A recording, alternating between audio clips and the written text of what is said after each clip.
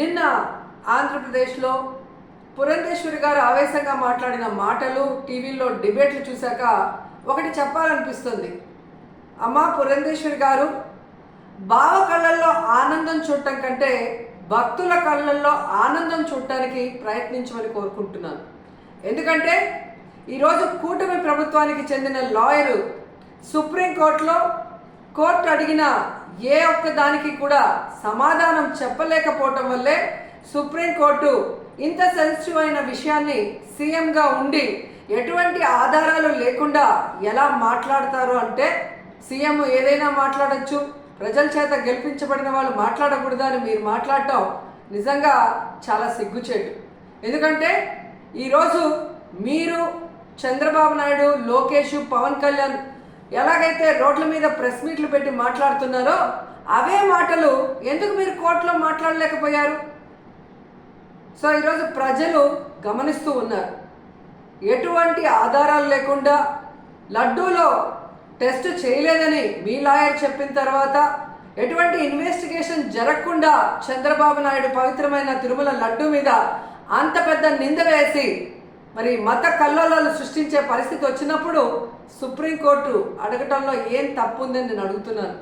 ఈరోజు మీరు బీజేపీ రాష్ట్ర అధ్యక్షురాలా ఆంధ్రప్రదేశ్కి, లేక తెలుగుదేశం పార్టీ రాష్ట్ర అధ్యక్షురాలా, ఎవరికి అర్థం కాని పరిస్థితికి వచ్చింది. ఎందుకంటే బావ కళ్ళల్లో ఆనందం చూడటం కోసం బావ చేసే తప్పుల్ని వెనకేసుకొస్తున్నట్టు ఉంది. కానీ ఈరోజు 140 కోట్ల హిందువుల మనోభావాలను దెబ్బతీసే చంద్రబాబు నాయుడు స్టేట్మెంట్ని సరిదిద్ది అందరికీ ఊరట కలిగించాల్సిన బాధ్యత బీజేపీలో ఉన్న రాష్ట్ర అధ్యక్షురాలుగా మీకు ఉంది అన్న విషయాన్ని తెలుసుకొని, మరి పైన బీజేపీ పెద్దలు ఎవరైతే ఉన్నారో ప్రధానమంత్రి గారికి కానీ, అలాగే సుప్రీంకోర్టులో మీ లాయర్తో మరి ఇన్వెస్టిగేషన్కి రెడీ కమ్మని చెప్పండి.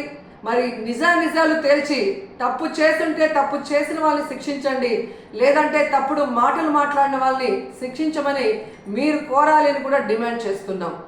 ఎందుకంటే ఈరోజు ఒక తిరుపతి అమ్మాయిగా తిరుపతి మీద ఇంత అప్రతిష్ట తెచ్చే విధంగా చంద్రబాబు నాయుడు ఒక ముఖ్యమైన సీఎం పోస్ట్లో ఉండి ఎటువంటి ఆధారాలు లేకుండా, ఎటువంటి టెస్టులు చేయకుండా మాట్లాడటం కరెక్ట్ కాదని కూడా ఈ సందర్భంగా తెలియజేసుకుంటున్నాం.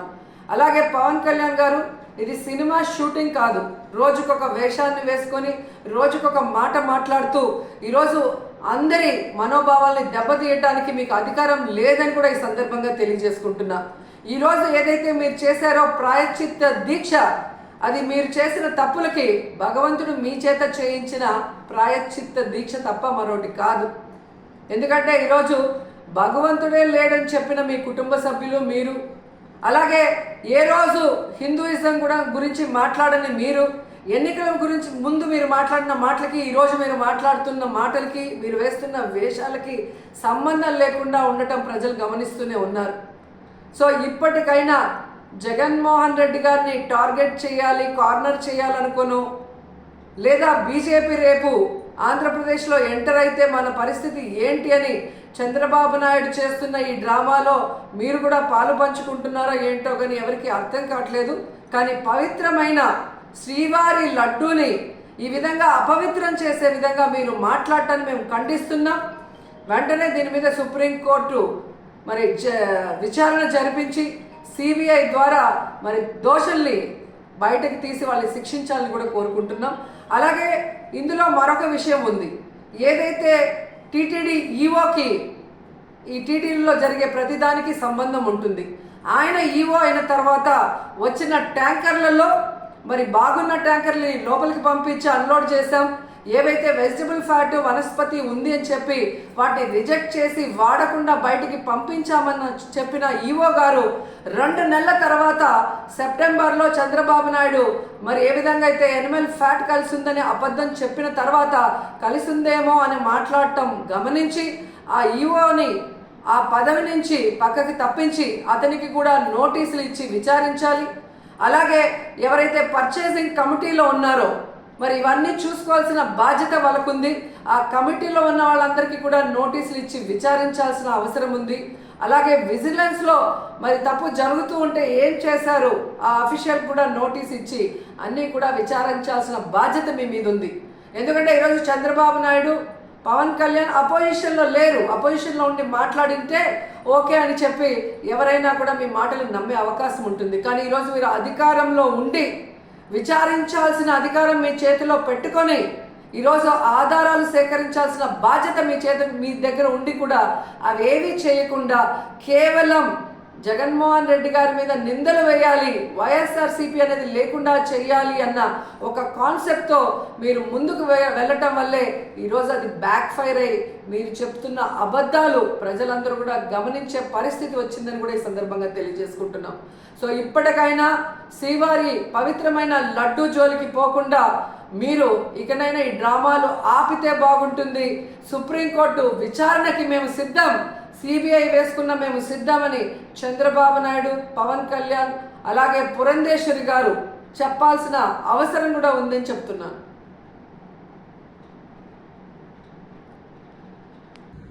చంద్రబాబు నాయుడు తన స్వలాభం కోసం పవిత్రమైన తిరుపతి లడ్డు మీద నింద వేసి ఈరోజు శ్రీవారి భక్తుల అందరి మనోభిప్రాయాల్ని దెబ్బతీశాడు.